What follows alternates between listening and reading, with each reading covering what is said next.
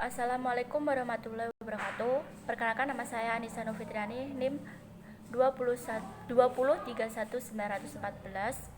dari PKMIA. Di sini saya mau mereview jurnal yang berjudul Pancasila sebagai Sumber Hukum dalam Sistem Hukum Nasional. Sumber hukum pada hakikatnya adalah tempat kita dapat mengemukakan dan menggali hukumnya. Menurut Zevenbergen, sumber hukum dapat dibagi menjadi dua, yaitu sumber hukum material dan sumber hukum formil. Apabila dikaitkan dengan kedua sumber hukum tersebut, Pancasila bisa dikatakan sebagai sumber hukum material. Dan sumber hukum formilnya seperti peraturan perundang-undangan, perjanjian antar negara, dan kebiasaan. Berdasarkan fungsinya, Pancasila berkedudukan sebagai ideologi hukum Indonesia, kumpulan nilai yang harus berada di belakang keseluruhan hukum Indonesia, sebagai suatu pernyataan dari nilai kejiwaan dan keinginan bangsa Indonesia juga dalam hukumnya. Keberadaan Pancasila sebagai sistem hukum juga diperkuat dengan adanya ketetapan MPR nomor 3 tahun 2000 tentang sumber hukum dan tata urutan peraturan perundang-undangan. Dalam berhukum, negara Indonesia menerapkan beberapa sistem hukum, di antaranya seperti civil law, common law, hukum Islam, dan hukum adat. Realitas ini menunjukkan adanya pluralisme hukum atau keberagaman hukum. Kondisi penerapan pluralisme atau keberagaman hukum semakin menguat setelah reformasi. Hal ini mengakibatkan status Pancasila sebagai sumber hukum semakin tergerus. Bagaimana tidak, sistem hukum seperti civil law dan common law tentu tidak mengenal Pancasila dan tentu memiliki hukum tersendiri. Tergerusnya Pancasila sebagai segala sumber hukum tidak hanya karena adanya resistensi terhadap Orba dan semakin menguatnya pluralisme hukum, tetapi juga karena Pancasila dalam berhukum hanya sebagai acuan formalitas dalam membuat segala jenis peraturan. Tergerusnya Pancasila sebagai segala sumber hukum mengakibatkan Pancasila tidak lagi memiliki daya mengikat dalam sistem hukum nasional. Apalagi dengan adanya Orba dan menguatnya pluralisme hukum menambah tidak beridentitasnya sistem hukum nasional.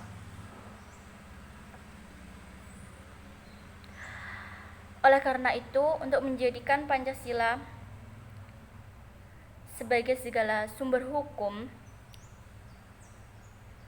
tidak hanya sebatas memiliki rumah hukum, tetapi juga diterapkan dalam sistem hukum diperlukan beberapa upaya, diantaranya menjadikan Pancasila sebagai suatu aliran hukum positif dan mendudukkan Pancasila sebagai puncak peraturan perundang-undangan. Menjadikan Pancasila sebagai suatu aliran hukum. Terbentuknya suatu aliran hukum berawal dari adanya suatu pemikiran hukum ideal yang dikemukakan oleh seseorang atau beberapa orang ahli hukum berdasarkan realitas dan kebutuhan sosial masyarakat dalam suatu hukum dan wilayah tertentu. Berdasarkan terbentuknya hukum, maka Pancasila layak sebagai aliran hukum karena secara rangkaian proses terbentuknya Pancasila dikemukakan 1 Juni 1945. Kemudian disempurnakan oleh Panitia 9 dan dikemukakan kembali dengan mencoret 7 kata dalam rumusan Pancasila, lalu ditetapkan secara final pada tanggal 18 Agustus 1945. Pancasila sebagai suatu aliran hukum tentu tidak menghilangkan pluralisme sistem hukum. Tentu kelak akan menghilangkan pluralisme sistem hukum.